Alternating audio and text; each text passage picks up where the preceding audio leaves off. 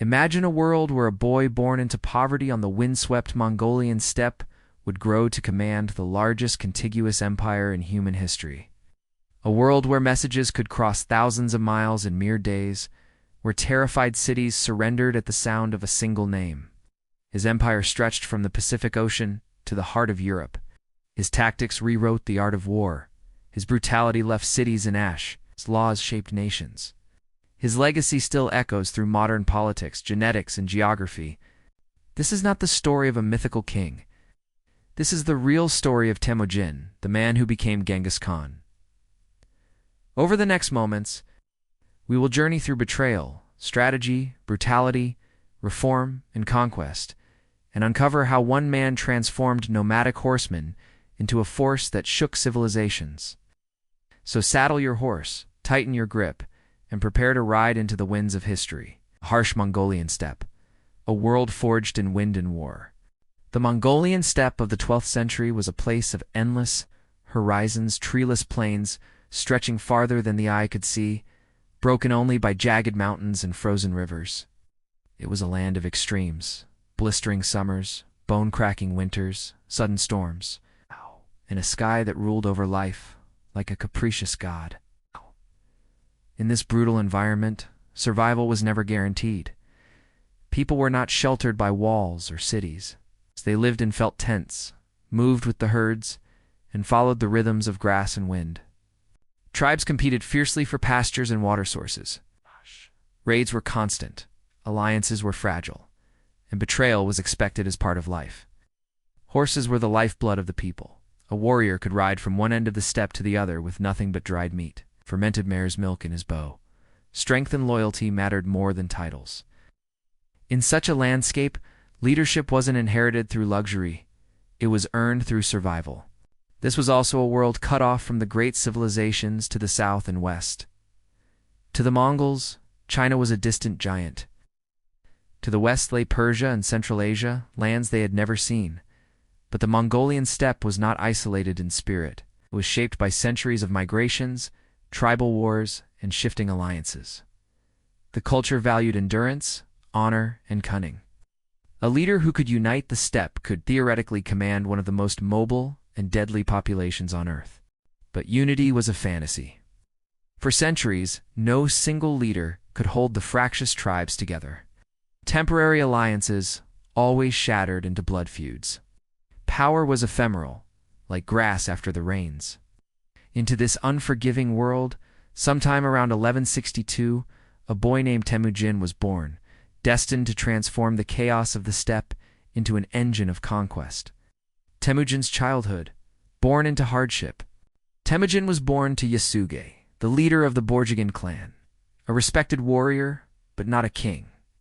His early years were marked by the nomadic rhythms of life, learning to ride by the time he could walk, practicing with small bows, and listening to tales of heroic ancestors around the fire. But this fragile stability shattered when Temüjin was still a child. His father was poisoned by the Tatars, one of many rival tribes, during a diplomatic mission. His death left Temüjin, his mother Xi Xia, and his siblings completely vulnerable. The tribe they belonged to quickly abandoned them. In the brutal world of the steppe, loyalty evaporated when power disappeared. The family was left to fend for themselves on the open plains, without warriors, without protection, and with winter approaching. They survived on wild roots, fish caught by hand, and whatever scraps they could find. Temüjin grew up not with the privileges of a chieftain's son, but with the hunger of an outcast. These years forged in him a harsh understanding of human nature, that power is everything, and mercy is rare. He also learned resilience through his mother's strength. Xi Xia became the rock of the family, teaching them discipline, resourcefulness, and the importance of loyalty among themselves.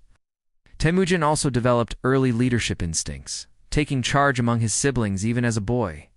Yet these formative years were not only about survival, they were about watching and remembering. Temüjin learned who had betrayed his family, which clans had turned their backs, and who might one day be allies or enemies. Every hardship became a lesson. Every betrayal was stored like an arrow in his quiver, waiting for the day he could strike back. Betrayal and captivity, the dark years. As Temüjin grew into adolescence, His rising leadership among his family and small group of followers drew attention. The Xi, a rival clan that had once dominated the steppe, saw him as a potential threat. They captured Temüjin in a sudden raid, dragging him away from his family and binding him in a wooden collar, a humiliating device meant to display his powerlessness. Captivity among the Temüjin was brutal. He was treated not as a future leader, but as a trophy of dominance.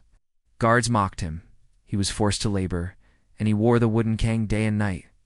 But even in these dark days, Temüjin's mind never stopped working. He observed the tribe's structure, their guard patterns, and who among them might sympathize with him. His chance came one night when a sympathetic Temüjin guard, possibly impressed by his determination, looked the other way. Temüjin managed a daring escape, evading patrols in the darkness and plunging into icy rivers to mask his trail. He returned to his family with the collar broken, his spirit hardened. This was not just a physical escape. It was the moment Temüjin proved he could outthink his enemies, not just outfight them. The betrayal and captivity became one of the defining emotional cores of his youth. He now understood that survival required not just strength, but strategy, patience, and ruthless determination. It was a lesson he would use against far greater enemies later in life. Survival and rise. Temüjin's early struggles before Genghis Khan became a conqueror.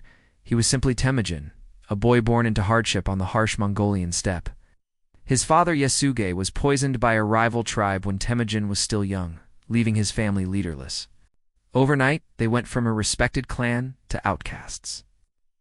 Other tribes abandoned them, and Temüjin's family was forced to survive alone in the unforgiving wilderness, gathering roots, hunting small animals, and enduring brutal winters. This early suffering hardened Temüjin and taught him that strength and loyalty were matters of survival. The young Temüjin's life was marked by betrayal and violence. His own clan members turned against him, and at one point, he was captured by the Xi Xia tribe. They placed a heavy wooden collar around his neck, a degrading symbol of enslavement. Yet Temüjin's will to survive never wavered. Through cunning and the help of a sympathetic guard, he escaped under cover of darkness, proving his resilience long before he held any power. These experiences shaped his view of loyalty and leadership. Temüjin learned that traditional tribal bonds were fragile. People followed strength, not blood alone. He began to build a reputation by forging personal alliances and rewarding loyalty. Slowly, a small but fiercely devoted following grew around him. Men who saw in him a leader who would not forget either loyalty or betrayal. Marriage also became a tool of both love and politics. Temüjin married Bert, who would remain his lifelong partner and a central figure in his rise. When she was kidnapped by the Merkit tribe, Temüjin led a daring raid with allies to rescue her, a move that elevated his status and demonstrated his strategic thinking. He showed not just strength, but the ability to inspire and coordinate multiple clans toward a single goal. Step by step, Temüjin transformed from a boy struggling to survive into a charismatic and formidable young leader. His early struggles weren't just obstacles. They forged the worldview and tactics that would one day allow him to command the largest contiguous empire in history. The unification of the Mongols. Temüjin knew that conquering foreign empires would mean nothing if the Mongols remained divided. The steppe was a landscape of endless rivalries, where clans fought over past insults and stolen livestock. He began by targeting smaller tribes, not through brute force alone, but by offering them protection, stability, and the promise of spoils. Many who were tired of chaos saw Temüjin as a new kind of leader and joined his growing movement. To bind these groups together, Temüjin revolutionized military structure.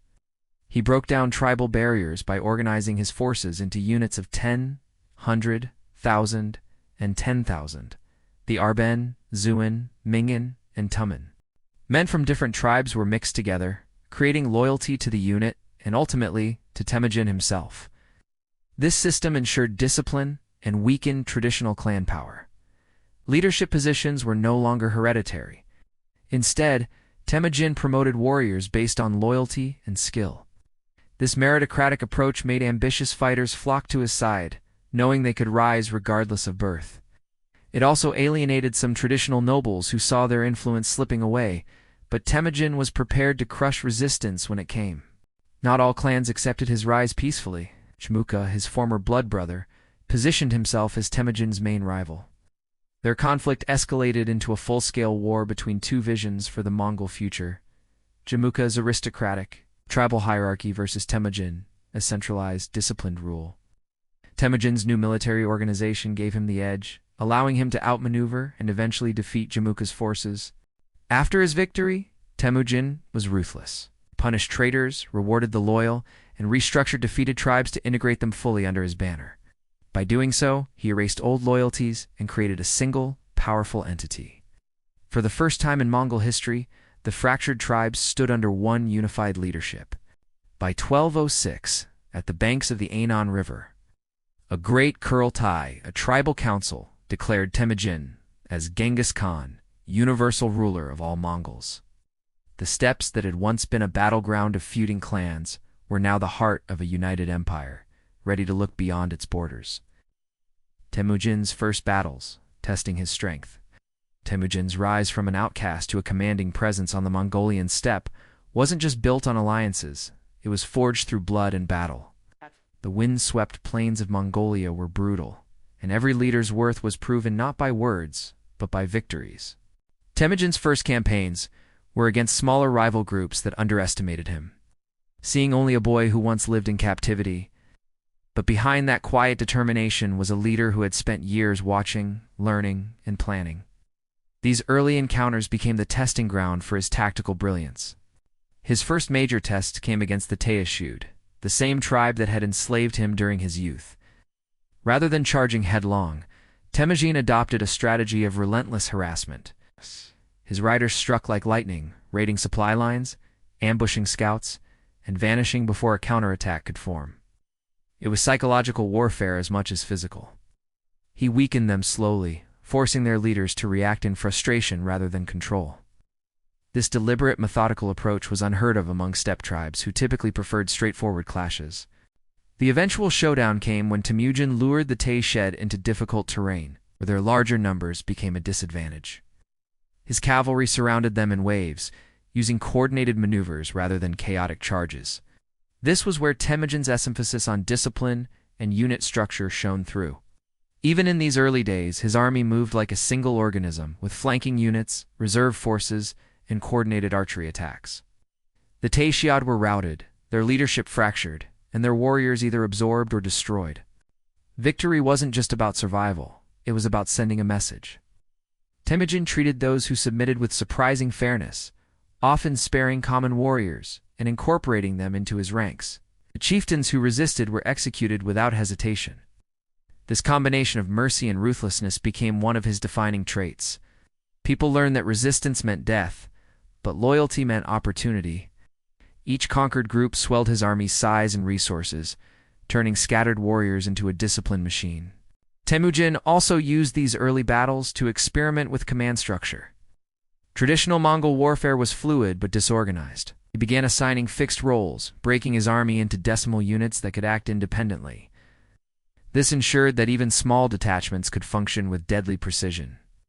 His victories were no longer just tribal skirmishes. They were proof of a new way of war.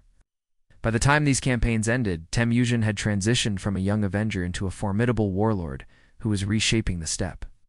And perhaps most importantly, these victories cemented loyalty among his followers. Men who had once doubted his leadership now saw results with their own eyes.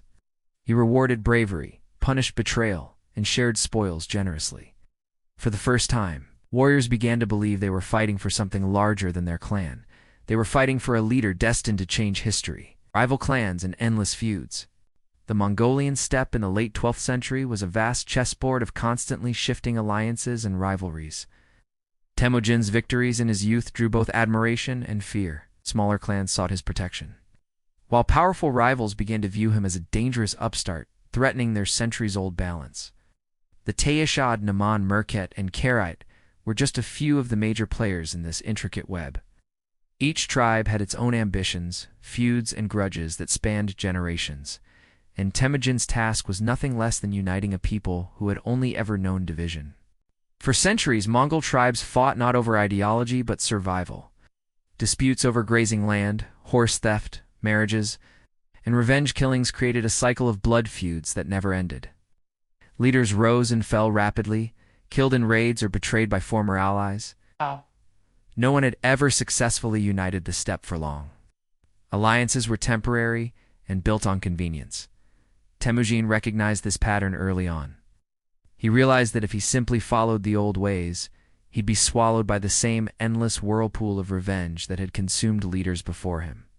Rather than relying solely on his own bloodline, Temüjin began forging alliances through loyalty and shared vision. He positioned himself not just as a tribal leader, but as a figure of destiny, someone chosen by Tengri, the eternal blue sky, to bring order to chaos. His military discipline and fair distribution of spoils attracted ambitious warriors tired of the old feuds. While rival chiefs spent their energy fighting each other over minor slights, Temüjin built a coalition that cut across tribal lines, slowly forming the skeleton of what would become the Mongol Empire. But this didn't come without bloodshed. Rival tribes tested his strength through ambushes and raids, hoping to break his rising power before it was too late. Temüjin responded with speed and ferocity. His riders struck back with coordinated tactics, punishing aggressors decisively. Unlike many tribal skirmishes that ended inconclusively, Temüjin's campaigns left no ambiguity. Those who defied him were crushed. His growing reputation made other clans think twice before challenging him openly. By the end of these early struggles, Temüjin had carved out a sphere of dominance. Not by sheer numbers, but by relentless strategy and iron will. His forces were still smaller than those of the major rival tribes, but their unity and discipline made them formidable. The endless feuds of the past began to converge toward one inevitable reality. A single leader was rising. His name was Temüjin. Winning loyalty through law and merit, Temüjin understood something radical for his time. Loyalty built on fear alone would not last. But loyalty earned through fairness and opportunity could bind men to him for life. In a society where bloodlines dictated privilege, he broke tradition by promoting warriors based on ability, not ancestry. This approach attracted ambitious men from every corner of the steppe. A herdsman could become a commander, or a foreigner could earn honor if he proved his worth in battle. Temüjin's army became a meritocratic machine, unlike any other force in the region. He also began codifying his authority through laws. While still informal in these early stages, Temüjin set rules about theft, desertion, the division of loot, and treatment of prisoners. Unlike other chieftains who ruled by whim, his laws applied to everyone, even his own relatives. This consistency shocked many, but earned deep respect. Warriors knew what to expect, and discipline became second nature. The law was no longer a tool for favoritism. It was the foundation of a new social order. Winning loyalty wasn't just about rules, it was about personal bonds. Temüjin rewarded those who showed loyalty with spoils, honors, and positions of command. He ate and slept alongside his soldiers, shared in their hardships, and remembered their deeds. Stories spread of his fairness, how he personally intervened to protect loyal warriors from unjust punishment, or how he honored fallen comrades with solemn ceremonies. These gestures built an emotional connection between leader and followers, something few steppe rulers ever achieved. His approach also contrasted sharply with the rival chiefs. Many were notorious for greedily hoarding spoils or elevating incompetent family members to power. Temüjin's forces, by comparison, were disciplined, rewarded justly, and united. This difference became a powerful recruitment tool. Disillusioned warriors began deserting rival camps to join Temüjin's ranks, swelling his army with skilled fighters who valued a leader who treated them as more than expendable pawns. Through merit and law, Temüjin wasn't just building an army, he was forging a new kind of Mongol society.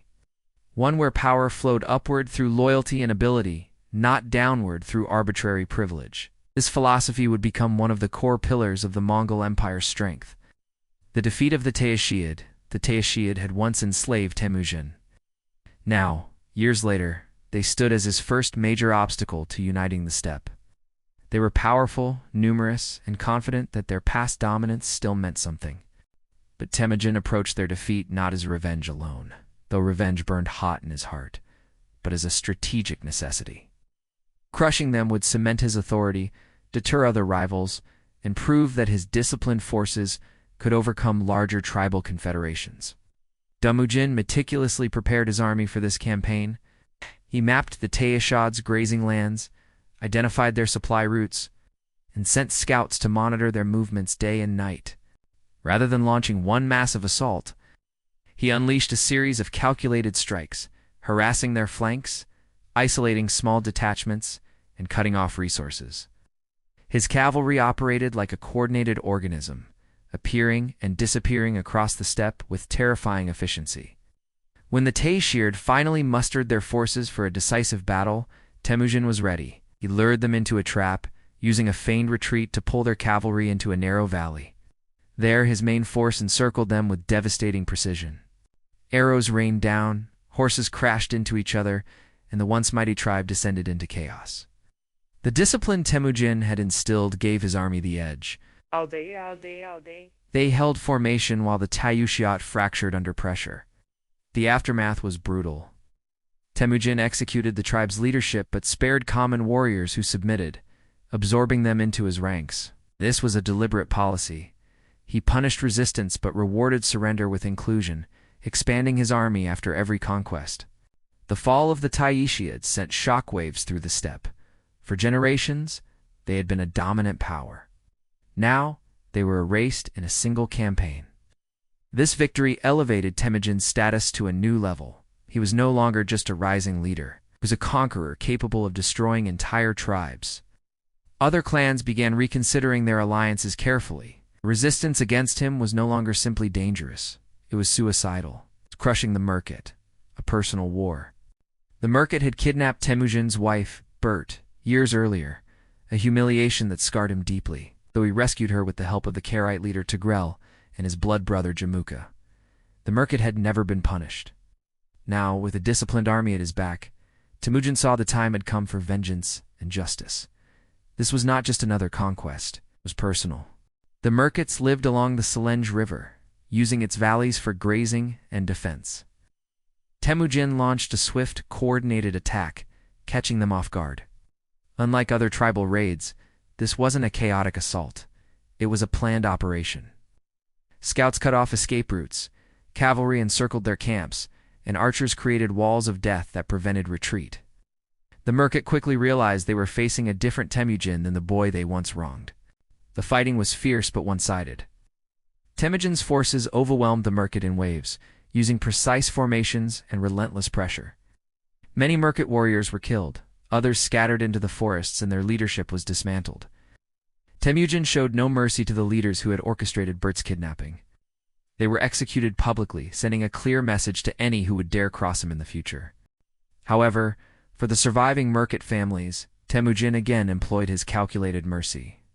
He integrated willing warriors into his army and distributed others among his allied clans.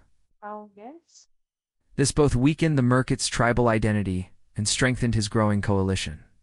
By the end of the campaign, the Merkit as a political force were shattered. This victory wasn't just revenge fulfilled, it was a turning point in Temüjin's consolidation of power. With the Taishad and Merkit crushed, his dominance over central Mongolia was solidifying. Few could now challenge him openly without facing the full force of his new, united war machine. The battle against Jamuka, friend turned foe.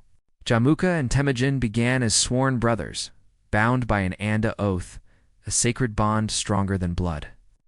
Together, they had once dreamed of uniting the steppe, but their visions diverged.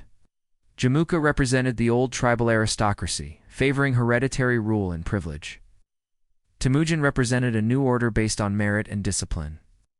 As their followings grew, their differences became irreconcilable, and the steppes braced for a clash between two men who knew each other's strengths intimately.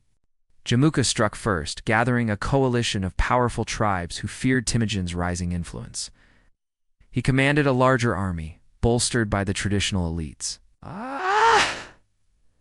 Temüjin, however, relied on the discipline and mobility of his smaller, but more loyal force. Scouts relayed Jamuka's movements with precision, and Temüjin prepared the terrain carefully. The stage was set near the Anan River, where steppe winds howled like a chorus of ancient spirits. When the armies met, Jamuka's forces charged with the chaotic energy of traditional tribal warfare. Temüjin responded with organized formations, feigned retreats, and coordinated cavalry strikes. His men wheeled around like a single living entity, enveloping Jamuka's troops in deadly precision. What Jamuka had in numbers, Temüjin countered with strategy and discipline. The battle dragged on for days, with skirmishes across hills and valleys, but Temüjin's tactics slowly ground Jamuka's coalition down. Jamuka suffered a devastating defeat. His coalition fractured, and many of his allies defected to Temüjin's camp, impressed by his leadership. But Temüjin did not pursue Jamuka immediately. Instead, he consolidated his victory, integrating captured warriors and rewarding loyalty. Jamuka fled into the wilderness, a fallen rival still dangerous but clearly overshadowed. The battle had proven Temüjin's vision superior to the old ways. This was more than just a military victory. It was symbolic. Two childhood blood brothers had become mortal enemies, and their clash marked the end of an era on the steppe. From this point on, Temüjin's dominance was unquestionable. Jamuka would resurface later, but his defeat at this stage ensured that the future of Mongolia would be written by Temüjin's hand, not his. Kurultai of 1206, The Birth of Genghis Khan, by Ling Lu. Temüjin's campaigns had subdued nearly all rival tribes. What once was a fractured steppe, plagued by centuries of blood feuds, now gathered for a grand Kurultai or tribal council near the Anan River. Leaders, nobles, and warriors from across Mongolia assembled under vast ceremonial tents, their banners fluttering in the wind. This gathering was more than a political event. It was a moment of transformation, a new beginning for an entire people. The air was thick with anticipation as tribal leaders pledged allegiance. One by one, they acknowledged Temüjin's leadership, not just as a warlord, but as the unifier of their world. In a solemn ceremony, he was proclaimed Genghis Khan, meaning universal ruler. This title was unprecedented among the Mongols. It signified that his authority transcended clan, tribe, or lineage. He now ruled as the supreme Khan of a united Mongol nation. Ceremonies followed that were rich in steppe tradition. Offerings were made to Tengri, the eternal blue sky, and shamanic rites were performed to bless the new Khan's reign. Banners made from white horsehair were raised, symbolizing purity and divine favor. Genghis Khan addressed his people with a visionary speech, promising justice through law, unity through strength, and conquest beyond the horizons. His words electrified the gathering. Many warriors believed they were witnessing destiny itself unfold. The Kurultai also marked the beginning of a new administrative structure. Genghis Khan distributed leadership roles to his most trusted generals and advisors, not based on blood, but on merit. Families who had supported him were rewarded with honor, but favoritism was minimal compared to past rulers. This reinforced the meritocratic foundation he had built during his rise. The unification of the tribes under Genghis Khan was a historical watershed.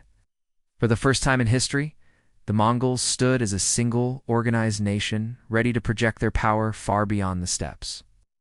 The Kurultai of 1206 would echo across continents in the years to come, setting in motion one of the greatest empires the world has ever seen, the Yasa.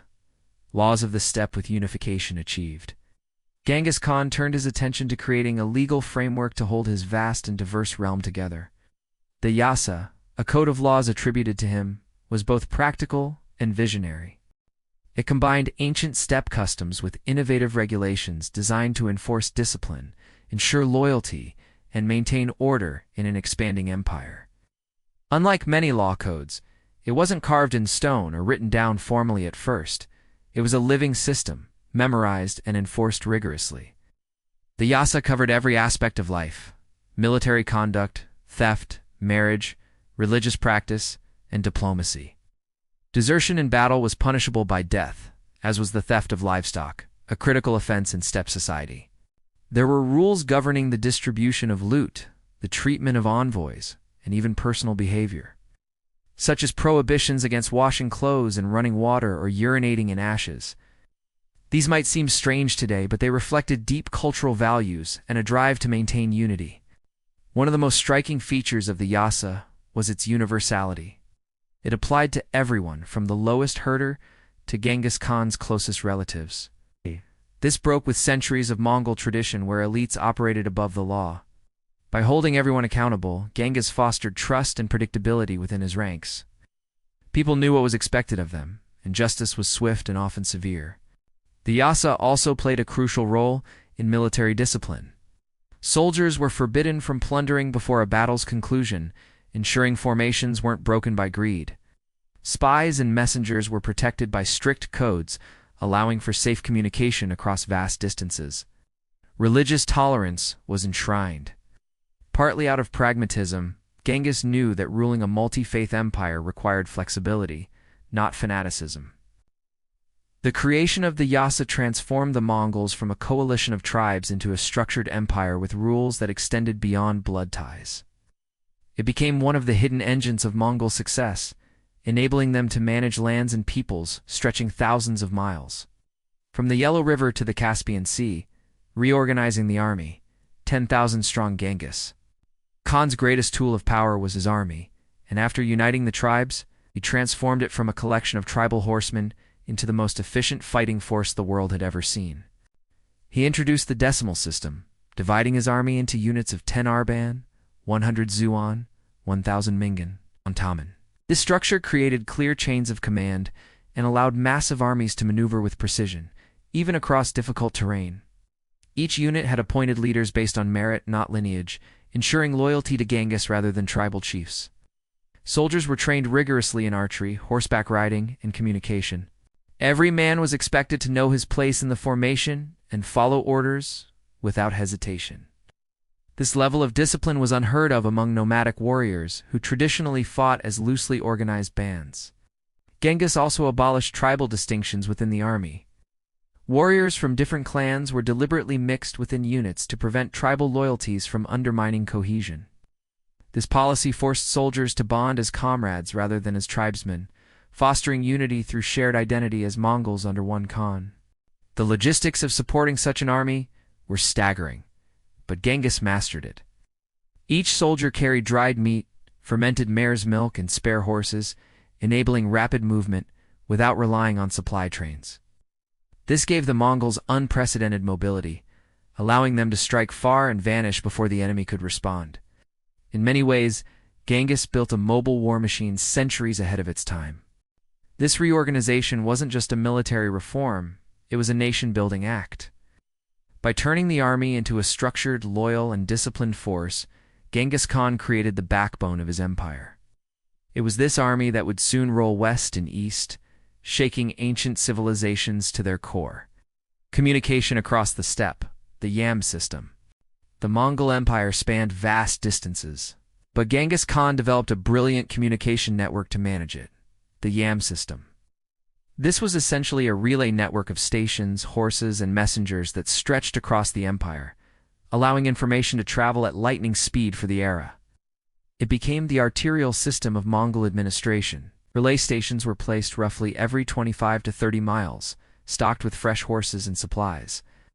Couriers could ride day and night, switching horses at each station and covering immense distances in record time. A message that might take months in other empires could cross Mongol lands in a matter of days.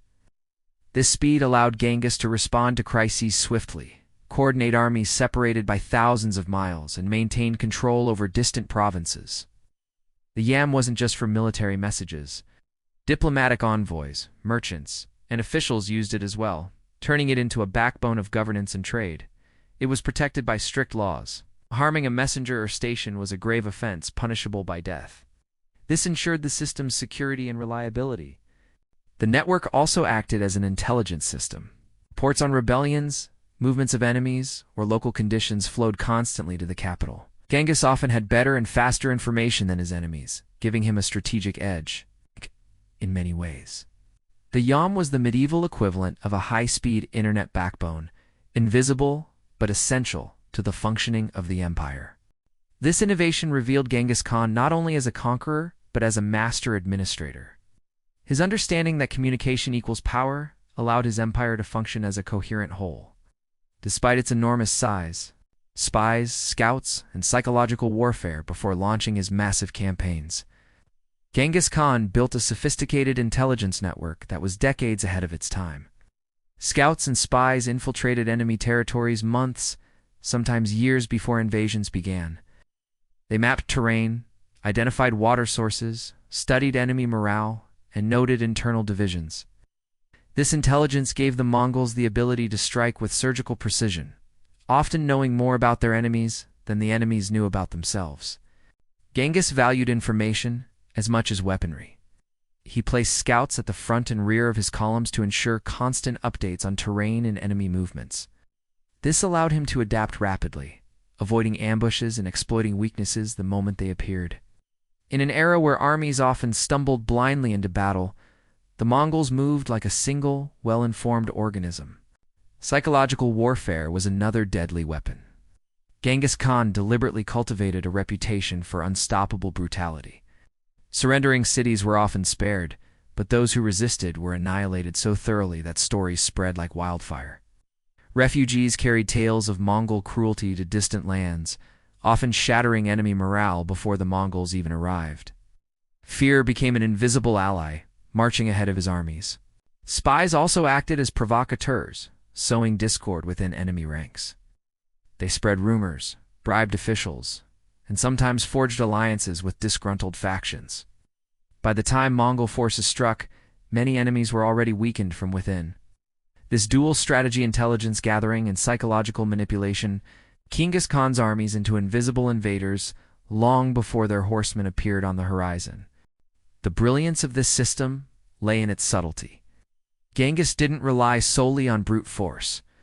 He made sure battles were often won before they were fought, through information, terror, and timing. His enemies weren't just facing horsemen, they were facing a mind that treated warfare like a grand chessboard: diplomacy, marriage alliances, and politics. Despite his reputation as a ruthless conqueror, Genghis Khan was also a master diplomat. He understood that alliances could achieve what armies sometimes could not. He forged strategic marriages for himself, his children, and his generals, weaving political bonds across tribes and neighboring kingdoms. Marriage wasn't just a personal affair, it was a weapon of statecraft. Early in his rise, he married Bert, which strengthened ties with the Anjarat tribe. Later, as his power expanded, he offered daughters to rulers of conquered or allied lands, often demanding that the men come live at his court, a subtle way of keeping them as honored hostages. Through this system, ensured loyalty, while extending Mongol influence deep into foreign courts. Genghis also sent envoys to distant lands, sometimes to propose alliances, other times to issue ultimatums. These envoys carried a mix of diplomacy and intimidation. Kingdoms that agreed to become vassals often retained local autonomy in exchange for tribute and loyalty, while those who refused faced devastating military campaigns. Diplomacy was often the first step. War came only when diplomacy failed. Political maneuvering extended within the empire as well. Genghis carefully balanced tribal loyalties, ensuring no single faction grew too powerful. He rewarded merit and loyalty with titles and command positions, but he also rotated leaders to prevent the rise of potential rivals. His empire was held together not only by force, but by a delicate web of negotiated power.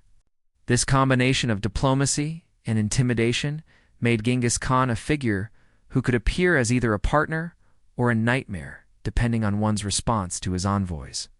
Few medieval rulers combined political finesse and military might so seamlessly. Religious tolerance is strategy in an age when rulers often enforced their faith through conquest. Genghis Khan took a different path: religious tolerance. His empire stretched across lands of Buddhists, Muslims, Christians, shamans, and Confucians. Rather than suppressing these beliefs, Genghis saw religion as a political tool. By allowing diverse faiths to coexist, he minimized rebellion and gained the cooperation of religious elites. He believed in Tengri, the eternal blue sky, as the supreme power, but he never forced others to worship his god. Religious figures were often exempted from taxation and given protected status, making them more likely to support Mongol rule. Monks, priests, imams, and shamans could travel freely, spreading information and maintaining stability within their communities. This tolerance wasn't just kindness, it was calculated. Religious persecution often led to unrest, but by embracing plurality, Genghis secured loyalty from conquered peoples. Temples, mosques, and churches continued to operate, giving the impression that Mongol rule was less oppressive than previous regimes. even as armies swept across continents. Religious leaders, in turn, often legitimized Mongol authority. Some proclaimed Genghis Khan as a divinely chosen ruler. Others framed Mongol victories as fate. By allowing faiths to flourish, Genghis transformed religion into a unifying, rather than dividing force within his vast empire. This policy of tolerance set the Mongol Empire apart from many contemporaries. While elsewhere religious wars raged, under Genghis priests and warriors rode side by side, bound by law and loyalty rather than creed, economic control, trade and tribute. Genghis Khan understood that war alone couldn't sustain an empire. Commerce had to flow. After unifying the Mongols, he actively encouraged trade across his domains. Caravan routes that once lay vulnerable to bandits were now patrolled by Mongol soldiers. Merchants were given official passports, granting them protection and access to relay stations along the Yam network. This ushered in a new era of commercial safety on the steppe. Tribute was another pillar. Conquered territories were often allowed to keep their rulers, provided they sent regular payments of goods, silver, horses, or manpower. This tribute system enriched the Mongol elite and fueled further campaigns. It also ensured that conquered populations had a vested interest in stable rule. Rebellion meant losing trade privileges and harsh punishment.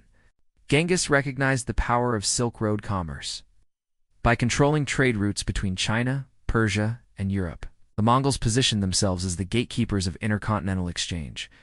Cities that once thrived independently now had to negotiate with Mongol officials to access lucrative markets, further consolidating imperial control. To maintain fairness and stability, Genghis implemented laws protecting merchants from exploitation. Traders could appeal to Mongol courts if abused by local officials. This unusual protection of merchants made his empire a safe haven for commerce, encouraging unprecedented economic activity across Eurasia. In essence, Genghis Khan was both a conqueror and a global economic architect. He understood that armies marched on wealth, and wealth flowed along protected roads and trusted agreements, forging a mobile empire. Unlike sedentary empires that relied on fortified cities, the Mongol Empire was entirely mobile. Genghis Khan and his people mastered the art of ruling while on horseback. Administrative decisions, military commands, and trade negotiations often happened in moving camps that could relocate hundreds of kilometers within days. This mobility gave the Mongols unparalleled strategic flexibility. The imperial camp, or orju, functioned like a traveling capital. It housed not only warriors but scribes, envoys, artisans, and family members. Records were kept meticulously, messages dispatched swiftly, and decisions made efficiently. This ensured that governance was not tied to geography, but to the person of the Khan. Mongol armies could strike simultaneously in multiple directions because their leadership moved with them. Roads, rivers, and terrain that slowed other empires were advantages for the Mongols, who adapted their movements with astonishing speed. Enemy kingdoms struggled to respond because there was no fixed center to attack or besiege. This mobility also allowed Genghis to project power across vast spaces without overextending his resources. Supplies were drawn from the land, and the army carried its own infrastructure. It was a self-contained empire on the move, capable of appearing where least expected and vanishing into the steppe before retaliation came. The forging of this mobile empire was one of Genghis Khan's greatest strategic innovations. It created an empire without walls, without capitals, and without vulnerabilities, a fluid force that swept across continents like the wind itself. First campaigns against Xi Xia. By the early 1200s, Genghis Khan's power had spread across the Mongolian steppe like wildfire. Yet to the south lay a wealthy and well-fortified kingdom, Shaha, Western Shah, nestled between deserts and mountains. Unlike the nomadic tribes he had defeated before, Shaha boasted walled cities, organized armies, and advanced siege defenses. For Genghis, it was both a strategic target and a proving ground for his forces against a sedentary empire. The initial campaign began around 1205. Rather than charging headlong into fortified walls, Genghis launched lightning raids, testing enemy reactions and terrain. His cavalry struck border towns, destroyed outlying garrisons, and withdrew before Xi Xia forces could mount a proper defense. These early probes were designed not to conquer, but to learn to map the enemy's weaknesses and gather crucial intelligence. Mongol horsemen proved devastating in open terrain, easily outmaneuvering Xi Xia troops who were trained for set-piece battles. Down after town fell under these rapid assaults, causing panic within the kingdom. Genghis also captured local guides and defectors, ensuring that his future campaigns would be guided by insider knowledge of roads, water points, and fortifications. Rather than risking a full siege immediately, Genghis focused on psychological pressure. The raids disrupted agriculture, trade, and communication, forcing the Xi Xia court to divert resources to defense.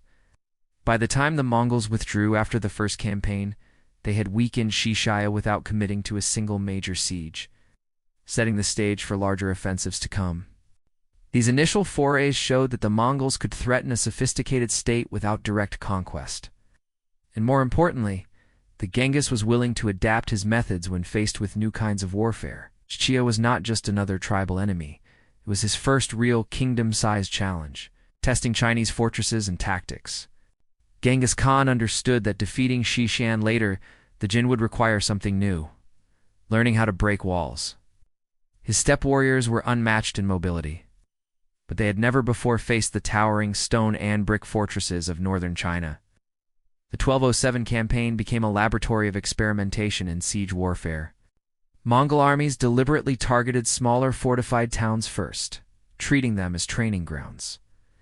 Engineers captured from previous conquests, along with defected Chinese specialists, were forced to teach the Mongols the arts of siegecraft, from building rams and ladders to constructing siege towers and catapults. These early sieges were messy and sometimes costly, but each attempt added a new layer to Mongol military knowledge. Rather than besieging cities for months, Genghis combined psychological terror with technical innovation. Some towns surrendered outright after seeing how swiftly others had fallen. Others were tricked with feigned retreats, only to be crushed when they opened their gates. The Mongols also mastered cutting off supply lines, surrounding fortresses and starving defenders rather than wasting men in direct assaults. At the same time, Mongol scouts meticulously studied the patterns of Chinese defense when relief forces would arrive, how fast reinforcements moved, how garrisons communicated. By mapping these rhythms, Genghis learned to time his attacks perfectly, striking just as defenders were weakest or most disorganized. These campaigns were not yet about total conquest. They were tests, sharpening the Mongol war machine into something that could tackle the greatest empires of the age. Every fortress that fell was another lesson, another step toward transforming nomadic raiders into siege specialists. Siege innovations, from nomads to engineers. By the time the Mongols launched their full assault on Xi Xia around 1209, they were no longer inexperienced in siege warfare. They were becoming experts. Genghis Khan had gathered engineers from conquered lands, including Khitan, Chinese, and Muslim specialists, and placed them at the heart of his campaigns. What emerged was a unique fusion of steppe mobility and foreign engineering. Mongol armies began to construct massive siege engines, including traction, trebuchets, and catapults capable of launching boulders, firepots, and sometimes even severed heads to demoralize defenders. Siege towers rolled toward city walls, shielded by rows of archers. Specialized units tunneled under walls, collapsing sections from beneath. It was a breathtaking transformation. Within a few short years, horse archers had become masters of siegecraft. Equally important was their logistical ingenuity. Instead of building engines on site from scratch, Mongols carried prefabricated components on wagons, allowing for rapid assembly near enemy fortresses. This gave them the element of surprises expected a long preparation period. But Mongols could begin bombardments within days. Genghis also applied psychological warfare to sieges. He would offer surrender first, promising mercy if cities yielded. Many governors, knowing his reputation, chose to open their gates to avoid annihilation. Those who resisted were made examples of massacres, were carried out with such brutal thoroughness that other cities surrendered preemptively, sometimes before the Mongols even arrived. This blending of terror, speed, and engineering was revolutionary.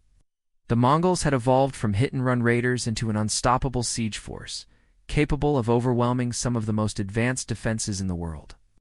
The fall of the Western Xia. The climactic campaign against Xi Xia came in 1209 to 1210. Genghis Khan marched south with a massive force, surrounding the capital city of Yinchuan, a fortified metropolis situated in the fertile Yellow River Plains. This was the decisive moment. Conquering Xi Xia would give him a secure southern flank and access to Chinese wealth, clearing the path to greater conquests. The Mongols laid siege to the city using their newly honed techniques. Siege engines bombarded the walls relentlessly, while cavalry prevented any reinforcements or supplies from entering. The defenders fought fiercely, but their strategies were built for static warfare. They were overwhelmed by the speed and coordination of the Mongols. To add pressure, Genghis diverted the Yellow River, attempting to flood the city's defenses, a tactic inspired by Chinese engineering itself. Though the flooding was only partially successful, it demoralized the defenders and proved that the Mongols were willing to use any method necessary to break their enemies. After months of pressure, Xia rulers sued for peace.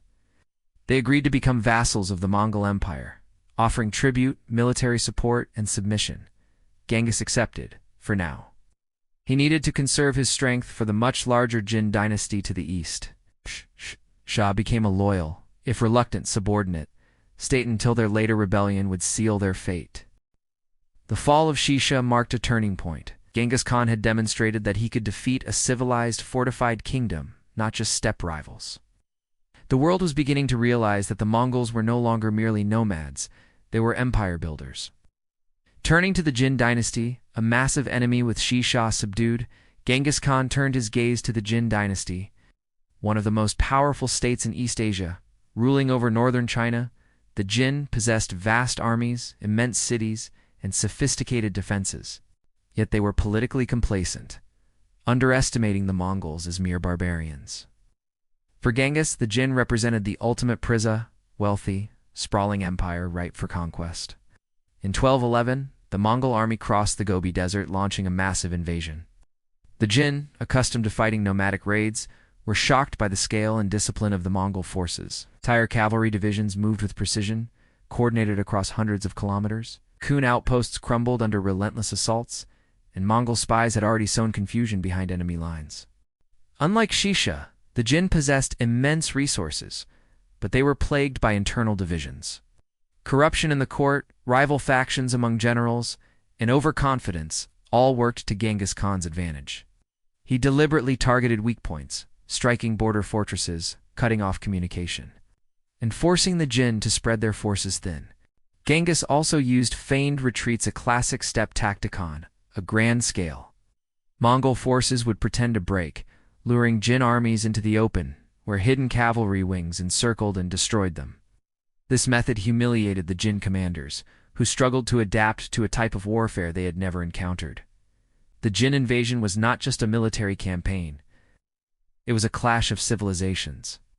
A mobile, hyper-coordinated war machine was smashing into a massive but rigid bureaucratic empire. The balance of power in northern China was beginning to shift dramatically. The invasion of northern China, once the Mongols broke through the Jin border defenses, the invasion of northern China became a methodical march of devastation. Cities like Datong and Zhongdu, modern Beijing, faced the terrifying efficiency of Mongol warfare. Genghis Khan divided his forces, allowing multiple columns to advance simultaneously, creating widespread panic across the countryside.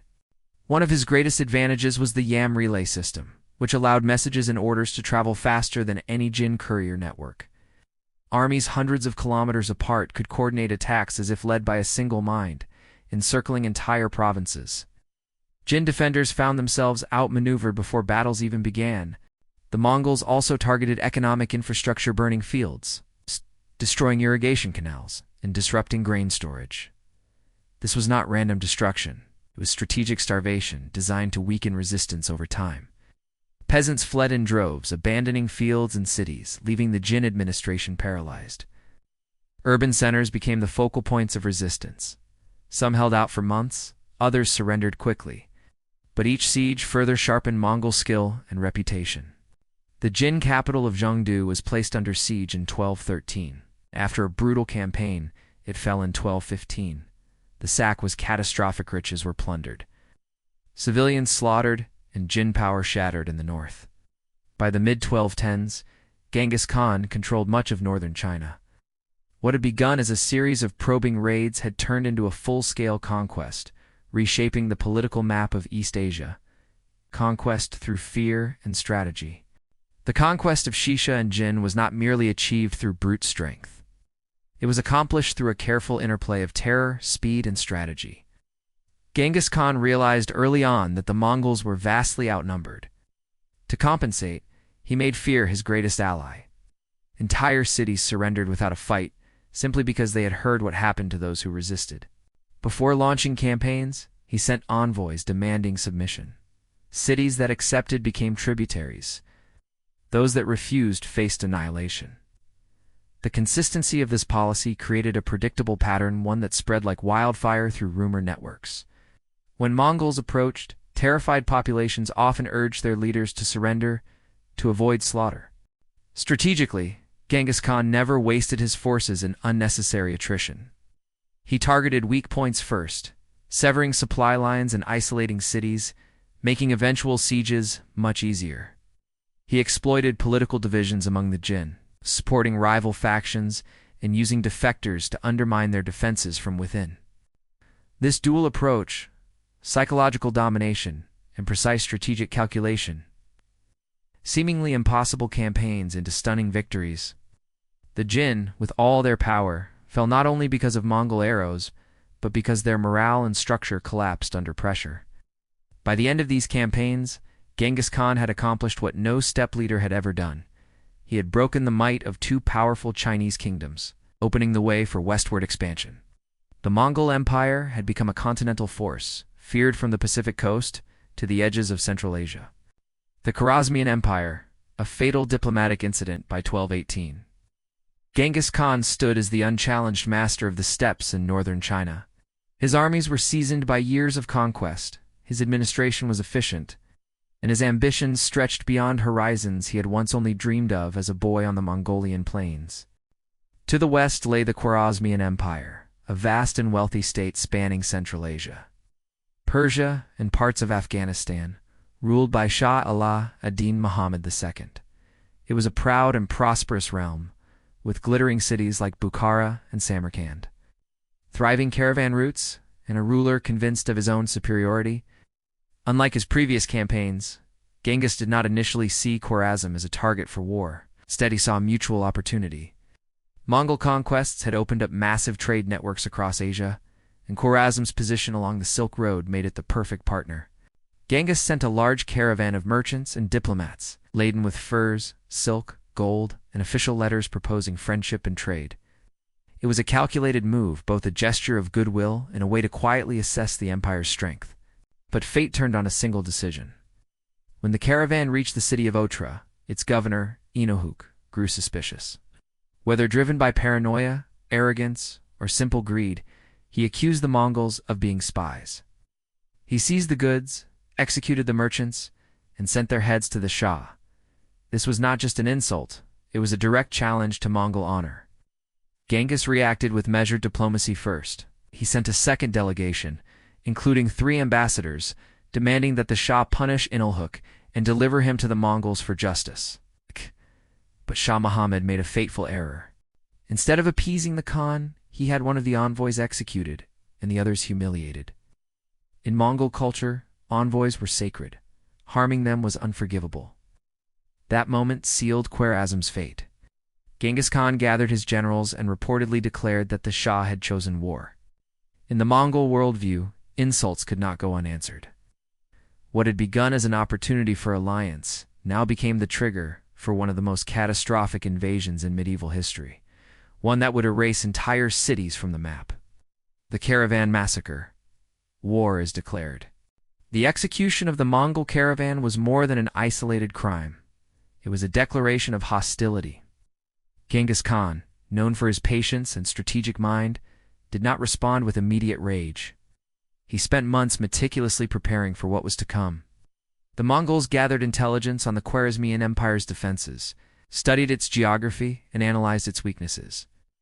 The Shah had a large empire, but it was fragmented and poorly coordinated, with governors more loyal to themselves than to him. Meanwhile, Shah Muhammad grew overconfident. He believed that the Mongols were distant nomads, dangerous on horseback, perhaps, but incapable of crossing vast deserts and attacking his well-fortified cities. He boasted to his court that the Mongols would perish in the sands long before reaching his core territories. It was a fatal underestimation. Genghis began mobilizing a colossal army. Sources estimate between 100,000 and 150,000 warriors, including elite cavalry, siege engineers from China, and specialized units trained for long campaigns. Unlike earlier Mongol expeditions, this was not a raid. It was a calculated war of annihilation, divided his forces into multiple contingents that would strike simultaneously from different directions, overwhelming the Khwarazmian defenses through speed, deception, and relentless pressure. In 1219, as winter approached, the Mongol war machine began to move west. Scouts and vanguards swept across the steppes of Central Asia, clearing the path and mapping every well, river, and pass. Logistics were everything. They needed to cross harsh deserts with enough supplies for men and horses. Genghis's generals prepared mobile supply columns and established temporary relay stations to keep communications flowing. The Mongols also launched a psychological campaign. They spread rumors of their invincibility, sent spies to incite fear in border towns, and planted false information to confuse the Shah about their true movements. What had once been diplomatic whispers was now a storm building on the horizon. And when it finally broke, it would sweep across the Khwarazmian Empire with apocalyptic force. Crossing the desert. Logistics of invasion. Before striking the great cities of Khwarazm, the Mongols had to overcome one of their greatest logistical challenges, the Kizilkum Desert, a barren expanse of sand and scrub stretching hundreds of kilometers. Many thought it would be the natural barrier that saved Khwarazm. Instead, it became the stage for a masterclass in Mongol planning and endurance. Genghis Khan entrusted this phase of the campaign to some of his most capable generals, including Jib and Subutai, men renowned for their ability to conduct deep penetration raids far from home. They charted the terrain months in advance, sending scouts disguised as merchants to locate hidden wells and water sources. They also stockpiled supplies at strategic oases, turning the desert from a death trap into a launch pad. Mongol cavalry units were trained to endure extreme conditions. Each warrior carried dried meat, fermented mare's milk, and sometimes even bled their horses for sustenance on long marches. Their mounts could survive on sparse grazing, giving the Mongols a huge advantage over Khwarazmian armies that relied on slower, supply-heavy forces. This allowed the Mongols to move rapidly and unpredictably, appearing where no army was thought capable of marching. The Shah had stationed garrisons along the expected invasion routes, but the Mongols didn't use them. Instead, they took a seemingly impossible route across the desert, bypassing major defenses entirely. This maneuver caught the Khwarazmians completely off guard. When the Mongols emerged from the sands, they were not exhausted stragglers. They were an organized, disciplined army, ready for battle. Contemporary chroniclers describe the Mongols' desert crossing as a wind blowing out of nothing, appearing like a mirage that turned to nightmare. It was this maneuver that set the stage for the siege of Bukhara, the first great city to fall, and the moment when the world truly began to understand the ferocity of Genghis Khan's wrath. Storming Bukhara. I am the punishment of God. In early 1220, the Mongol army emerged from the Kizilkum Desert like an unexpected storm. Descending upon Bukhara, one of the richest and most venerated cities of the Islamic world, known for its libraries, scholars, and exquisite mosques, Bukhara had stood for centuries as a beacon of Persian culture and Islamic faith. Its walls were high and well-maintained, its garrison proud. But the defenders had not anticipated an army appearing out of the desert. Panic spread like wildfire. The city's governor hastily assembled troops to resist. But the Mongols had already surrounded the city before any organized defense could form. Their tactics were swift and terrifying, a mixture of feigned retreats, coordinated cavalry encirclements, and relentless archery. The outer defenses collapsed almost immediately. Many townspeople fled to the citadel, believing its walls would hold. The Mongols, however, brought siege engines and scaling equipment adapted from their Chinese campaigns, surrounding the citadel with ruthless efficiency. When the citadel finally fell, Genghis Khan entered Bukhara not as a mere conqueror, but as a judge delivering punishment. Chroniclers describe how he rode into the city's great mosque, dismounted, and climbed the pulpit meant for the imam. Before a terrified assembly, he delivered a chilling proclamation: "If you had not committed great sins, God would not have sent a punishment like me upon you." The city was then systematically looted, Soldiers seized treasure, artisans were selected for deportation, and defenders were executed. Yet unlike later massacres, Bukhara was not razed completely. It served as a symbolic warning. The city's fall demonstrated that no fortress, no civilization, no empire was safe if it stood against the Mongol horde.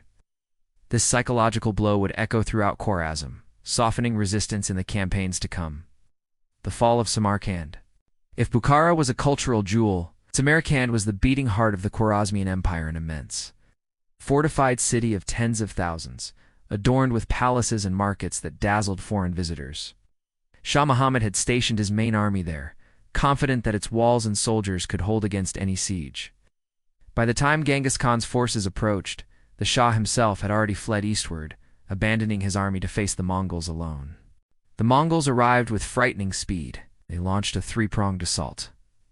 One division struck the city directly, while others cut off escape routes and seized surrounding fortresses. Inside Samarkand, a mix of professional soldiers and foreign mercenaries, particularly Kipchak Turks, manned the defenses. They were well-armed but poorly coordinated, and morale faltered when news of Bukhara's swift fall reached them. Genghis Khan used his classic strategy of deception and infiltration. He allowed some mercenaries to defect, promising them safety if they surrendered. Many did, weakening the city from within. Siege engines battered the walls, while sappers undermined the foundations. After just a few days, the Mongols breached multiple sections of the defenses, flooding into the city like a tide. The slaughter was immense. Chroniclers recount that tens of thousands were killed, and the survivors were enslaved or deported. Artisans and scholars were spared only if they could contribute to the empire's future. Samarkand's fall was not merely a victory, it was the annihilation of Khwarazm's central power. Without its capital and main army, the empire was effectively decapitated. The Shah, in a panic, fled even farther toward the Caspian, so leaving his empire to collapse, city by city. It was a stunning demonstration of Mongol speed, coordination, and sheer psychological warfare. Pursuit and destruction. Jalal ad-Din flees as the Khwarazmian Empire crumbled. Only one figure emerged to resist: Jalal ad-Din, the Shah's son. Unlike his father, Jalal ad-Din possessed genuine courage and charisma. He rallied remnants of the shattered army and attempted to mount a guerrilla resistance.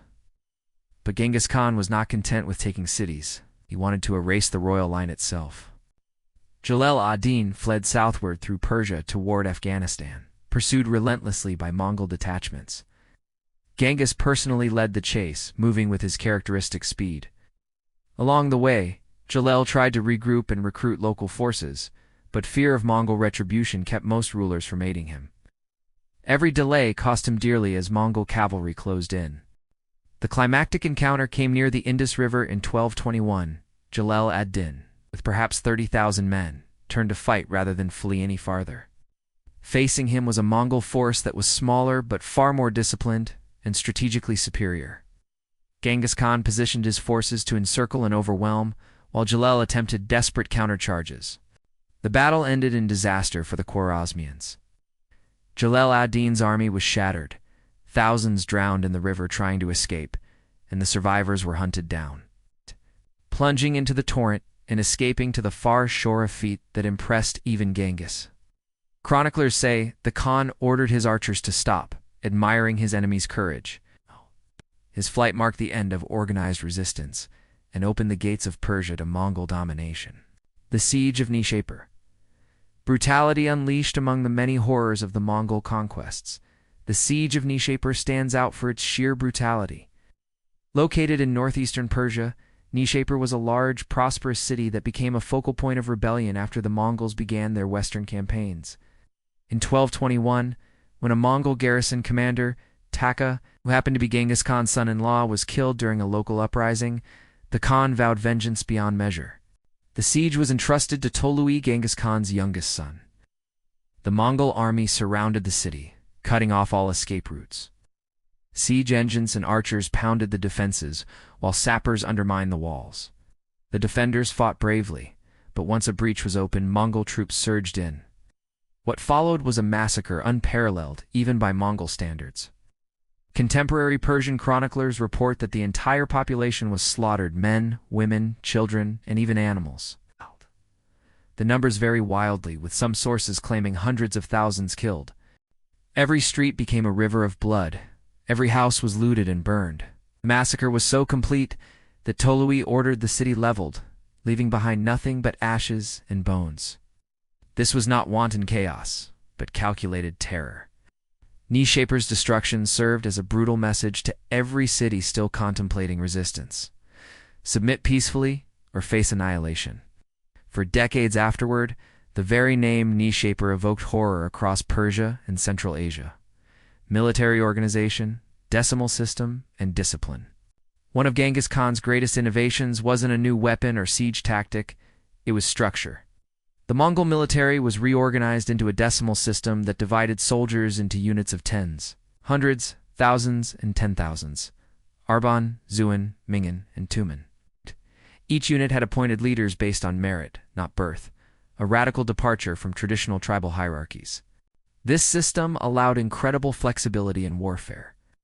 A single Tumen could function like a modern division, capable of independent campaigns, or it could merge seamlessly with others for massive coordinated strikes. Orders flowed down a clear chain of command, while information flowed upward with equal efficiency. Every soldier knew his place, his comrades, and his role, no matter how chaotic the battlefield became. Discipline was ruthless. Genghis implemented strict codes of conduct. Desertion, cowardice, or failure to share loot properly could result in execution. But this severity was paired with reliability. Soldiers were rewarded predictably, promoted for competence, and protected by their comrades through collective responsibility. If one man fled, his entire army could face punishment, ensuring unity and mutual vigilance. Unlike many medieval armies that dissolved after campaigns, the Mongol army functioned as a permanent professional force. Soldiers trained year-round, perfected formations, and learned to fight in coordinated units. This structure transformed what had once been scattered tribes into a war machine that could move like smoke and strike like a hammer. Adapting technology from Chinese engineers to Persian sieges, though the Mongols were nomads, they had no arrogance about learning. After conquering northern China and parts of Central Asia, Genghis Khan incorporated foreign engineers, siege masters, and artisans into his ranks. Chinese engineers introduced catapults, trebuchets, and gunpowder-based bombs, while Persian and Central Asian specialists brought knowledge of advanced fortification and mining techniques. This blending created a hybrid warfare style that astonished their enemies. At first, settled empires had dismissed the Mongols as horse archers who could not breach city walls. But by the 1210s and 1220s, the Mongols had mastered sieges as well as they dominated open-field battles. They built massive siege towers, dug trenches, diverted rivers to flood cities, and used complex signaling to coordinate multi-pronged assaults. Their adaptability extended beyond equipment. Mongols absorbed local knowledge quickly, often forcing captured specialists to work for them on subsequent campaigns. Chinese artisans built machines used against Khwarazm. Persian smiths improved armor and weapons. Central Asian masons constructed fortresses along supply routes. These experts were treated as strategic assets, often spared and moved across the empire. In this way, Genghis Khan turned what many considered a barbarian horde into a technologically integrated force, capable of both ancient steppe cavalry warfare and cutting-edge siege operations. Few medieval rulers could match that level of military synthesis. Intelligence networks and espionage. Long before modern intelligence agencies, the Mongol Empire developed one of the most sophisticated spy networks in the medieval world. Scouts, merchants, defectors, and travelers acted as information gatherers, mapping terrain, assessing enemy morale, and reporting on defenses months before a campaign began. Mongol spies infiltrated markets, caravanserais, and foreign courts disguised as traders or pilgrims. They observed road networks, water sources, troop strengths, and even psychological weaknesses. Genghis Khan placed enormous emphasis on knowing before striking. He often knew more about his enemies than they knew about themselves. This intelligence was transmitted back through the Yam postal system, allowing rapid communication across thousands of kilometers. Commanders could adapt strategies in real time, sometimes coordinating multi-front invasions with uncanny precision. The Mongols also weaponized misinformation.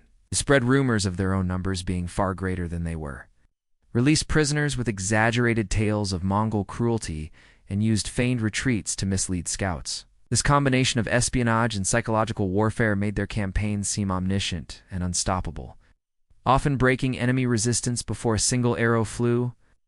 Religious policy, pragmatism over fanaticism. Unlike many empires that fused expansion with religious conquest, Genghis Khan pursued a remarkably pragmatic religious policy. He himself believed in the eternal blue sky Tengri, but he tolerated and utilized other faiths across his empire. Muslim, Buddhist, Christian, and shamanic communities were generally allowed to practice freely, as long as they acknowledged Mongol authority and paid tribute. Genghis often invited religious leaders to his court, not to convert, but to learn from them and secure their cooperation. By protecting monks, priests, and imams, he ensured the loyalty of their communities. He exempted many religious institutions from taxes, knowing this would stabilize newly conquered populations. His approach was strategic rather than sentimental. By not imposing a single faith, the Mongols avoided sectarian rebellions that plagued other empires. Moreover, religious diversity became an intelligence asset. Priests and monks often acted as intermediaries between cultures, carrying messages across borders that would have been closed to soldiers. This policy laid the groundwork for the later Pax Mongolica, when merchants and pilgrims of all faiths traveled freely under Mongol protection. In a world often divided by religious conflict, Genghis's religious pragmatism was a key factor in holding his empire together. Administration of conquered lands. Conquering territory is one thing. Administering it effectively is another. Genghis Khan excelled at both. He understood that ruling over millions of sedentary peoples required delegation, structure, and incentive. After conquest, Mongol officials were installed alongside local administrators, blending Mongol authority with indigenous expertise. He divided conquered lands into military provinces, each overseen by trusted generals or family members. Local bureaucrats were often retained to keep systems running smoothly, especially in China and Persia, where administrative sophistication was high. Taxation was streamlined, corruption punished harshly, and caravan trade routes secured, encouraging economic revival. Genghis also practiced population transfers on a massive scale. Skilled artisans, scribes, and scholars were relocated to where they were most useful, regardless of their origin. This not only enriched the empire's core, but prevented local elites from organizing resistance. Importantly, the Mongol administration did not try to impose steppe customs wholesale. Instead, it adapted flexibly, blending Mongol military oversight with local civil governance. This adaptability made their empire remarkably resilient, able to govern culturally diverse territories without immediate collapse. Promoting merit over birthright, one of the quiet revolutions of Genghis Khan's rule, was his meritocratic system. Tribal aristocrats were often bypassed in favor of men who had proven themselves through loyalty, skill, and intelligence. Many of his top generals came from humble backgrounds, blacksmiths, herders, or captured enemies, who later earned his trust. Promotion was based on results, not noble lineage. This broke the stranglehold of traditional clan hierarchies and fostered intense loyalty to Genghis personally. Soldiers knew they could rise through the ranks, making the Mongol army one of the most motivated fighting forces in the medieval world. This policy also stabilized governance. By choosing competent administrators over hereditary elites, Genghis reduced internal rivalries and ensured that positions of power were held by those who had earned them. It was a stark contrast to many contemporary empires mired in nepotism and intrigue. The result was a leadership class that was diverse, adaptable, and fiercely loyal, laying the foundations for an empire that could expand far beyond the Mongolian steppe. Fear as a weapon, psychological domination, perhaps the most infamous tool in Genghis Khan's arsenal, was terror. His armies didn't just defeat enemies, they destroyed their will to resist. Cities that surrendered were often spared, but those that resisted were annihilated so completely that stories of their destruction traveled faster than his armies. Survivors were deliberately allowed to spread exaggerated tales of Mongol cruelty, Pyramids of skulls, rivers choked with corpses, entire cities erased overnight. While not every tale was literal, the psychological effect was real. Many cities opened their gates without a fight, terrified of becoming the next reshaped. Fear also played a role internally. Mongol soldiers knew that cowardice or betrayal would result in collective punishment. This kept the army tightly disciplined and loyal.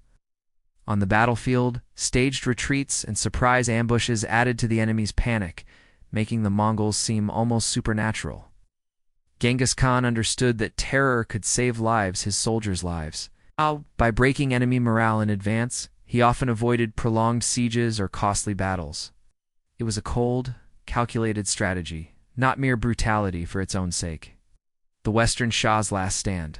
By the 1220s, the Western Xia kingdom, located in what is now northwestern China, had long been a thorn in Genghis Khan's side. Though they had submitted to Mongol power earlier, their loyalty was fickle. During Genghis's western campaigns, the Xia made a fatal decision. They allied with the Jin and defied Mongol commands. Genghis viewed this as betrayal, and betrayal was something he never let go unpunished. As soon as his armies returned from the Khwarazmian conquest, he turned his attention back east with a vengeance. This was no ordinary campaign. The Mongols launched a massive multi-pronged assault on the Xia heartland. Cavalry columns fanned out like waves, encircling fortresses and cutting off supply lines. Genghis employed the siege tactics he had mastered during his Chinese wars: battering rams, catapults, incendiary projectiles, combined with psychological warfare.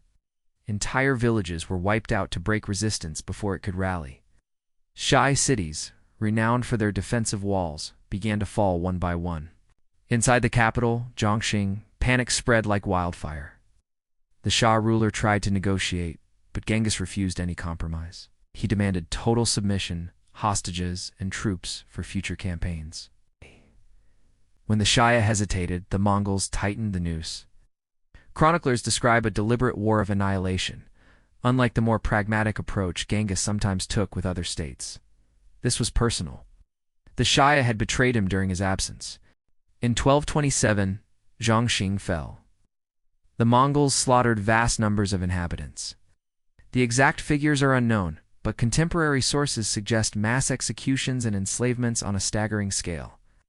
Genghis ensured that the western Xia state was not merely conquered, it was erased from the political map.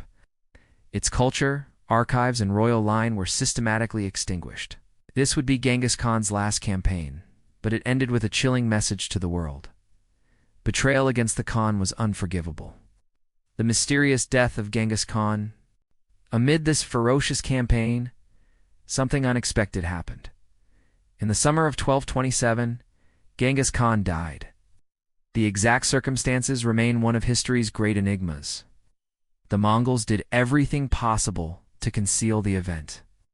Fearing that news of his death would embolden enemies or disrupt the final stages of the Xia campaign, theories about his death abound.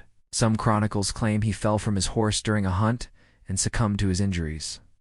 Others suggest illness, perhaps malaria or fever, brought on by the exhausting campaigns. Persian accounts add a darker twist, that he may have been fatally wounded during a siege. A particularly legendary version claims he was injured, or even killed, by a Xia princess he had taken captive. No single account can be verified, but the secrecy surrounding his death only amplified its mystery. His generals and family kept his death secret for weeks, continuing military operations as if the Khan were still alive. Orders were issued in his name, and the army maintained its discipline and ferocity. This allowed them to finish off the Xia without a hint of weakness. It was a masterclass in political control. Even in death, Genghis's presence loomed over the battlefield. A secret burial. No tomb, no trace. After victory, the Mongols began one of the most secretive funerary operations in history. Genghis Khan had left clear instructions. No grand mausoleum, no tombstone, no markers. You're wanted to rest in anonymity, away from grave robbers or political rivals. His body was transported back to Mongolia in utmost secrecy. According to legend, as the funeral cortege traveled across the steppe, anyone who saw the procession was killed to preserve the secret. Once they reached his chosen resting place, believed to be somewhere near the sacred Burkhan Khaldan Mountain. The ground was prepared, the Khan was buried, and horses were ridden over the site to erase all traces. Some accounts claim that 1,000 horses trampled the ground. Others add that the river was diverted temporarily to cover his tomb. The Mongols then supposedly killed the burial party to ensure no one alive could reveal the location. Whether this is myth or truth remains uncertain, but what is certain is this: no tomb has ever been found, despite centuries of searching. Modern expeditions using satellite imagery, drones, and archaeological teams have come up empty. The grave of Genghis Khan remains one of history's most enduring unsolved mysteries. Dividing the empire among his sons before his death, Genghis Khan had prepared carefully for the division of his empire. He understood that his conquests stretched from the Pacific Ocean to the Caspian Sea, too vast for a single heir to manage alone, so he divided it among his 4 sons: Joki, Chagatai, Gedai, and Tolui. Joki, his eldest, had always been a politically complicated figure due to questions over his legitimacy, and he died shortly before Genghis. His lands were passed to his sons, Batu and Orda, laying the foundation for the future Golden Horde in Russia. Chagatai received Central Asia.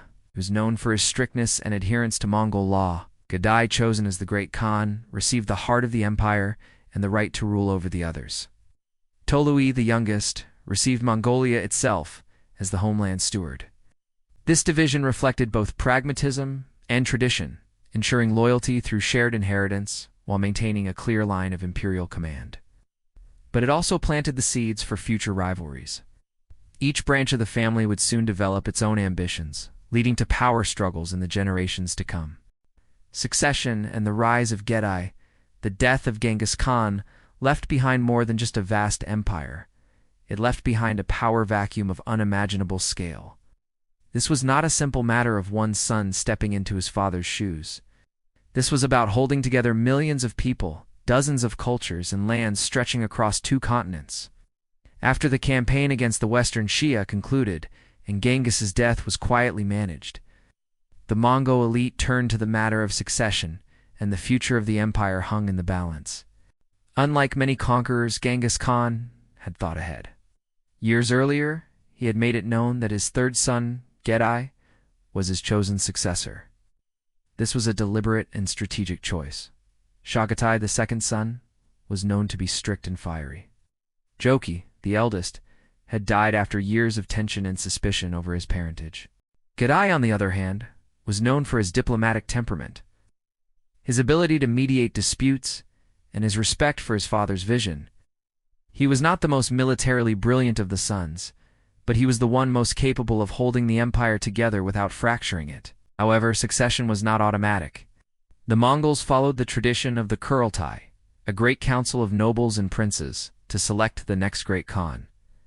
After Genghis's burial, the empire temporarily slowed its expansion. Campaigns were paused. The generals and princes gathered on the steppes of Mongolia for this monumental assembly. Tensions were high. Chagatai still commanded respect as the elder surviving son, and factions formed behind different contenders. But Gedai's reputation as a mediator, coupled with his father's explicit wishes, carried immense weight. The Kurultai was a grand affair. Representatives from every corner of the empire, from the Chinese territories to the Central Asian steppes, attended. Debates lasted for days. Speeches were made about loyalty to Genghis's vision, about the stability of the empire, and about the need to avoid the deadly civil wars that often followed the death of great conquerors. When the decision was finally announced in 1229, Gedai was crowned Great Khan. It was a moment that marked the end of one era and the beginning of another. Gedai's early reign focused on consolidation and administration rather than immediate expansion. He recognized that the empire, while vast, was still a fragile network of alliances, conquered peoples, and newly integrated territories. He continued the use of the Yasa, his father's legal code, as a unifying force. He expanded the Yam relay system to keep communication flowing across the empire. Importantly, he cultivated relationships with Chinese administrators, Persian scholars, and Central Asian merchants, understanding that governing such a diverse empire required more than the sword. It required structure. Yet Gedai was not merely a caretaker. Under his leadership, the Mongol Empire expanded even further, pushing into Eastern Europe and deepening their conquest of China. His rule combined the ferocity of Mongol warfare with a growing administrative sophistication. Where Genghis had been the storm that broke kingdoms, Gedai became the architect who built upon the ruins. His succession marked the survival of the Mongol Empire as a coherent entity, a rare feat in history. Where empires often splintered immediately after their founder's death, Genghis Khan's legacy begins. When Gedai took the title of Great Khan, the world still trembled from the campaigns of his father. But now the question was no longer just about conquest, it was about continuity. Genghis Khan's legacy was not a static monument, but a living, breathing force that would shape Eurasia for centuries. His military machine, his legal code, his systems of administration and communication, all these were mechanisms that could either collapse without him or evolve into something even more formidable under his heirs. One of the most remarkable aspects of Genghis's legacy was how deeply institutionalized his empire had become.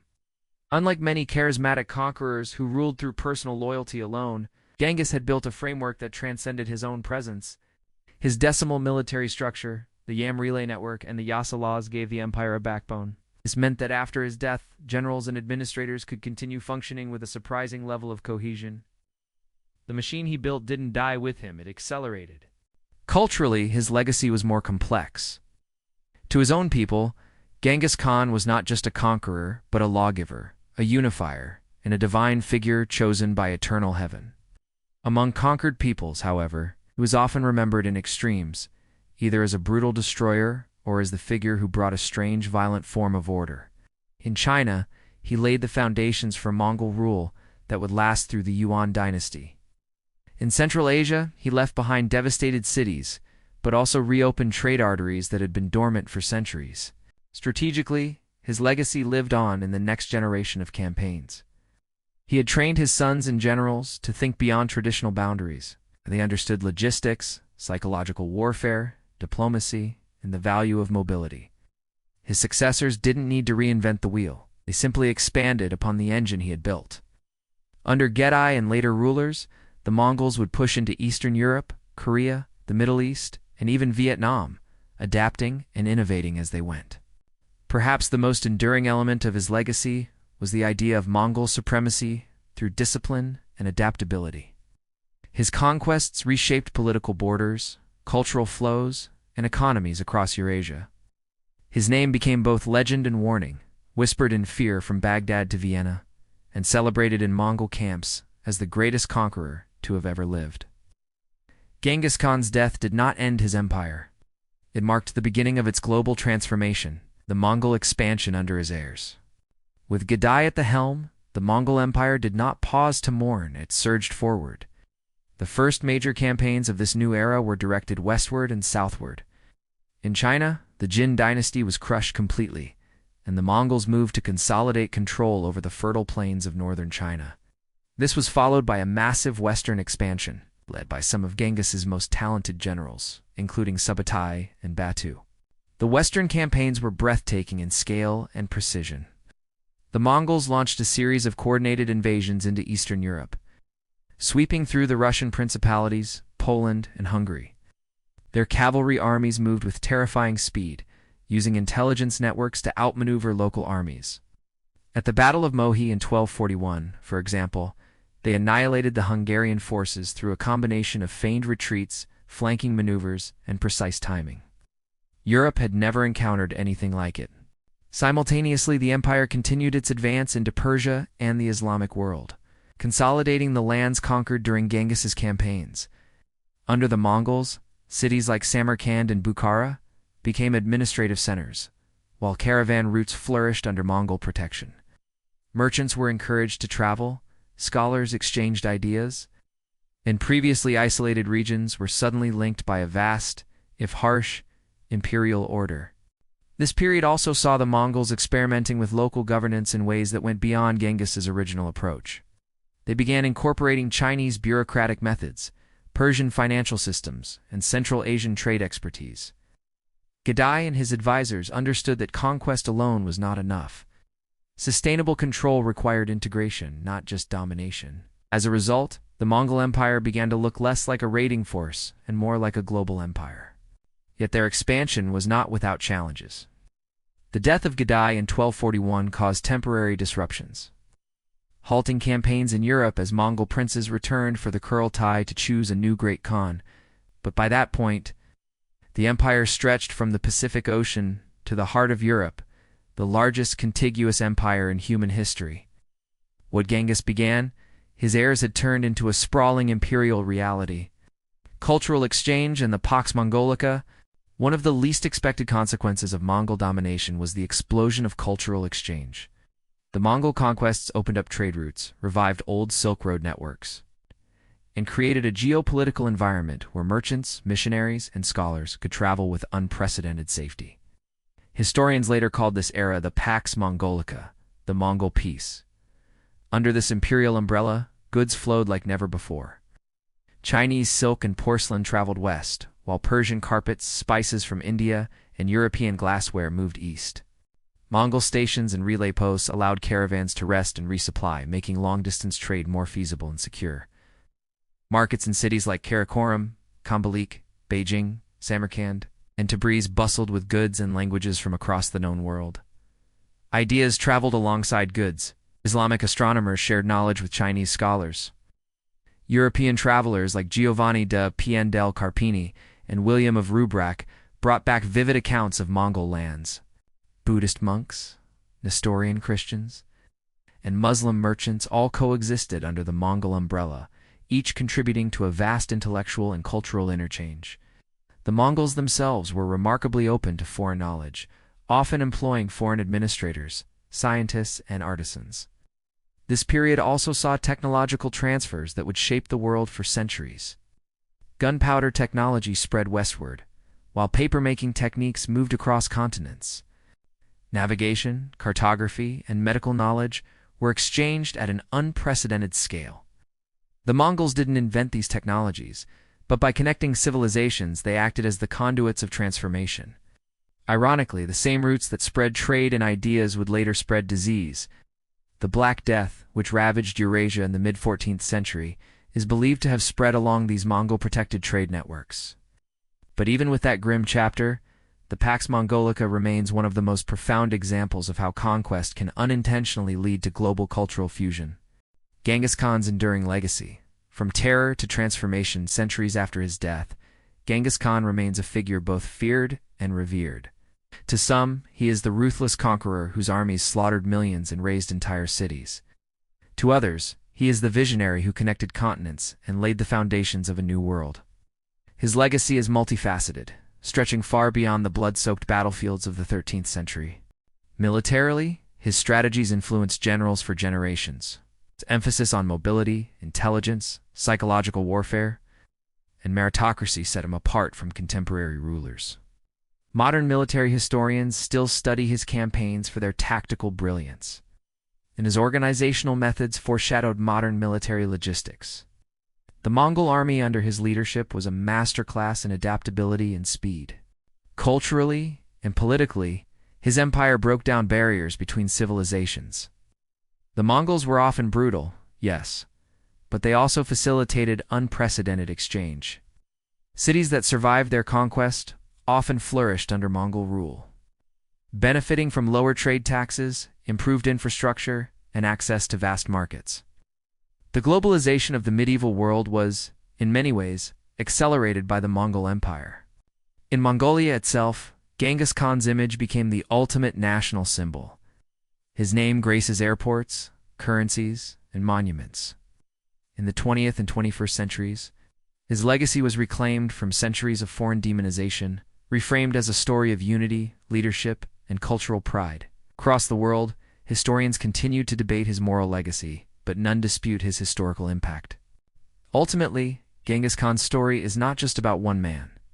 It is about how a boy born on the harsh Mongolian steppe rose to command the largest empire the world has ever known. It is about how violence, vision, and structure combined to reshape the medieval world. His legacy transformed terror into transformation, a paradox that continues to fascinate and haunt history. The story of Genghis Khan is more than a tale of conquest. It's the saga of a world reshaped by the vision of a single man. From the wind-swept steppes of Mongolia to the bustling cities of Europe and China, his influence carved deep scars, opened unexpected pathways. Empires rose and fell in his shadow. Trade routes flourished, cultures intertwined, and the echoes of his campaigns still ripple through our modern world. As we've journeyed from his harsh childhood to the vast legacy left by his heirs, one truth remains undeniable. Genghis Khan didn't just change history, he redirected its course. If you've enjoyed this deep dive into the rise and legacy of one of history's most formidable figures, make sure to like this video. It really helps the channel grow. And if you're new here and love exploring the dark, fascinating corners of history, subscribe and turn on the notification bell so you never miss our next epic story. I'd love to hear your thoughts. Was Genghis Khan a visionary leader, a ruthless conqueror, or both? Share your perspective in the comments below. I read every single one. And if you want to continue your journey into strange and powerful historical worlds, check out the next video waiting right here. Thank you for watching. And until next time, keep exploring the forbidden realms of history.